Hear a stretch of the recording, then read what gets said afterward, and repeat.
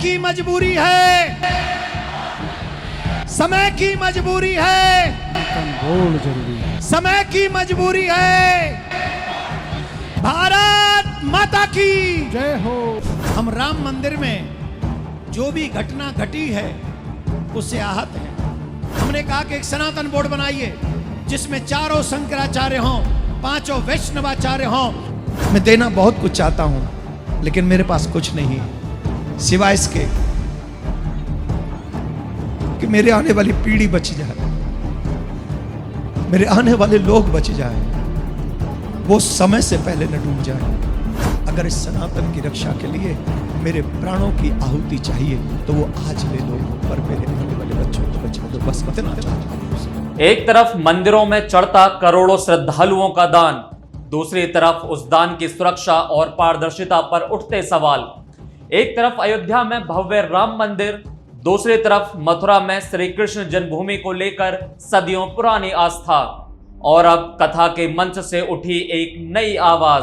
देश में सनातन बोर्ड बनना चाहिए और श्री कृष्ण जन्मभूमि को मुक्त कराया जाना चाहिए। छत्तीसगढ़ की राजधानी रायपुर बलबीर सिंह जुनेजा इंदौर स्टेडियम श्रद्धालुओं से खचाखच भरा था।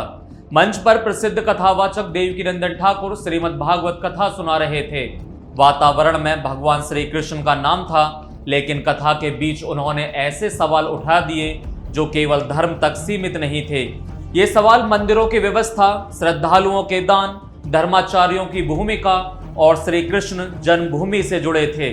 देवकीनंदन ठाकुर ने स्पष्ट शब्दों में सनातन बोर्ड के गठन की मांग की। उनका कहना था कि देश में एक ऐसी संस्था होनी चाहिए जो सनातन धर्म से जुड़े मंदिरों, धार्मिक व्यवस्थाओं और समाज सेवा के कार्यों को संगठित रूप से आगे बढ़ाए। उन्होंने यह भी सुझाव रखा कि इस बोर्ड का मार्गदर्शन शंकराचार्यों और अन्य धर्माचार्यों द्वारा किया जाए। इसी दौरान उन्होंने सरकार से श्री कृष्ण जन्म स्थान को मुक्त कराने की मांग भी की। अभी हम राम मंदिर में जो भी घटना घटी है उससे आहत हैं। हमने कहा कि एक सनातन बोर्ड बनाइए जिसमें चारों शंकराचार्य हों, पांचों वैष्णवाचार्य हों और उनके सानिध्य में सनातन की ये लहर इतनी आगे चली जाए कि उस लहर को कोई रोक ना सके और पूरे विश्व को मार्गदर्शन हमारा भारत दे सके। सनातन बोर्ड क्यों? मंदिरों के दान की पारदर्शिता, धार्मिक संपत्तियों की सुरक्षा, गौसेवा और अन्य दान, गरीब बच्चों की शिक्षा, जरूरतमंद बेटियों की सहायता। ऐसे में सवाल है, आखिर देश में देवकीनंदन ठाकुर सनातन बोर्ड की मांग क्यों उठा रहे हैं? इस पर उनका तर्क है कि मंदिर केवल पूजा करने का स्थान नहीं है। भारतीय परंपरा में मंदिर सामाजिक और आध्यात्मिक जीवन के केंद्र रहे हैं। मंदिरों से अन्य दान हुआ, गुरुकुल चले, यात्रियों को आश्रय मिला, गौशालाओं का संचालन हुआ और जरूरतमंद लोगों की मदद की गई। लेकिन आज देश के अलग अलग राज्यों में मंदिरों के प्रबंधन के लिए अलग अलग व्यवस्थाएं हैं। कहीं सरकारी विभाग नियंत्रण करते हैं, कहीं ट्रस्ट व्यवस्था संभालते हैं और कहीं स्थानीय समितियां जिम्मेदारी निभाती हैं। ऐसे में देवकीनंदन ठाकुर एक ऐसी राष्ट्रीय व्यवस्था की मांग कर रहे हैं जिसमें मंदिरों का धन मंदिर, धर्म और समाज के कल्याण में ही लगाया जाए। उन्होंने यह भी साफ किया कि उनकी मांग किसी अन्य धार्मिक बोर्ड को समाप्त करने की नहीं है।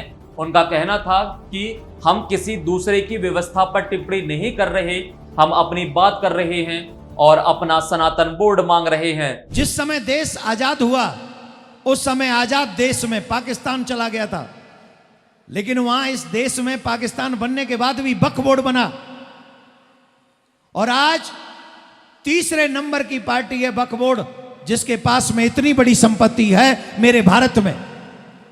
हमें उससे कोई फर्क नहीं पड़ता। लेकिन मैं आपसे एक बात जानना चाहता हूं, जो मंदिरों का धन है क्या वो गरीबों के ब्याह में लगना चाहिए कि नहीं लगना चाहिए? उसे धर्मांतरण रुकना चाहिए कि नहीं रुकना चाहिए? उसे गरीबों का इलाज होना चाहिए कि नहीं होना चाहिए?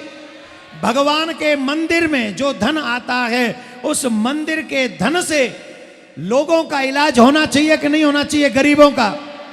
गौ हत्या बंद होनी चाहिए कि नहीं होनी चाहिए? यही हमने कहा है कि समय की मजबूरी है। आप धीरे बोलेंगे तो आपकी आवाज कोई नहीं सुनेगा। समय की मजबूरी है। यह मांग उस समय और गंभीर दिखाई देती है जब मंदिरों के चढ़ावे और धार्मिक दान में कथित दुरुपयोग को लेकर विवाद सामने आते हैं। देवकी नंदन ठाकुर ने राम मंदिर से जुड़े कथित चोरी प्रकरण का उल्लेख करते हुए कहा कि चोरी केवल मंदिरों में नहीं घरों में भी होती है, लेकिन मंदिर के धन की चोरी सामान्य चोरी से अलग मानी जाती है, क्योंकि वहां रखी राशि केवल पैसे नहीं होती, उसमें करोड़ों श्रद्धालुओं का विश्वास जुड़ा होता है। कोई मजदूर अपनी एक दिन की कमाई भगवान को अर्पित करता है, कोई किसान पहली फसल का हिस्सा मंदिर में चढ़ाता है, कोई माँ अपने बच्चे की सलामती की प्रार्थना के साथ दान देती है, कोई परिवार वर्षों की बचत का एक हिस्सा धर्म और सेवा के नाम पर समर्पित करता है। ऐसे में भगवान के नाम पर दिया गया एक एक रुपया श्रद्धा की अमानत बन जाता है। मंदिर का धन केवल धन नहीं, यह भक्त की आस्था है। यहीं से सनातन बोर्ड की मांग को नया आधार मिलता है। समर्थकों का मानना है कि एक पारदर्शी व्यवस्था बनाई जाए जिसमें मंदिरों की आय और खर्च का नियमित ऑडिट हो। श्रद्धालुओं को बताया जाए कि उनके दान का उपयोग कहाँ हुआ। मंदिरों से अस्पताल, विद्यालय, गुरुकुल, गौशाला, अन्य क्षेत्र और सहायता केंद्र चलाए जाएं। लेकिन सनातन बोर्ड की मांग के साथ ही रायपुर की कथा में एक दूसरी बड़ी आवाज भी सुनाई दी। अयोध्या में राम मंदिर निर्माण के बाद मथुरा की श्री कृष्ण जन्मभूमि का विषय लगातार धार्मिक और राजनीतिक चर्चा में रहा है। देवकी नंदन ठाकुर लंबे समय से श्री कृष्ण जन्मभूमि से जुड़े अभियान की बात करते रहे हैं। रायपुर के मंच से भी उन्होंने सरकार से इस दिशा में कदम उठाने की मांग की। कौन कौन चाहता है कृष्ण भूमि का मंदिर बनना चाहिए? जोर से बोलना पड़ेगा, जोर से बोलना पड़ेगा और जोर से बोलना पड़ेगा। अभी हम राम मंदिर में जो भी घटना घटी है उससे आहत हैं।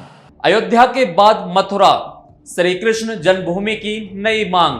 कथा मंच से सरकार को संदेश। मथुरा सनातन परंपरा में केवल एक शहर नहीं है, यह भगवान श्री कृष्ण की जन्म स्थली मानी जाती है। वृंदावन उसकी बाल लीलाओं की भूमि है, गोवर्धन उसकी प्रकृति रक्षा और लोक कल्याण की शिक्षा का प्रतीक है, बरसाना राधा रानी की भक्ति से जुड़ा है। इसलिए श्री कृष्ण जन्मभूमि का प्रश्न करोड़ों श्रद्धालुओं की धार्मिक भावनाओं से जुड़ा हुआ है। लेकिन यहाँ एक बात स्पष्ट रहनी चाहिए, श्री कृष्ण जन्मभूमि से संबंधित विवाद अदालतों और कानूनी प्रक्रियाओं के अंतर्गत भी है। इसलिए किसी भी समाधान का रास्ता संविधान, न्यायपालिका, प्रमाण और शांतिपूर्ण प्रक्रिया से होकर ही निकलना चाहिए। देवकी नंदन ठाकुर की मांग आस्था की अभिव्यक्ति है, लेकिन लोकतांत्रिक भारत में आस्था और कानून दोनों का सम्मान आवश्यक है।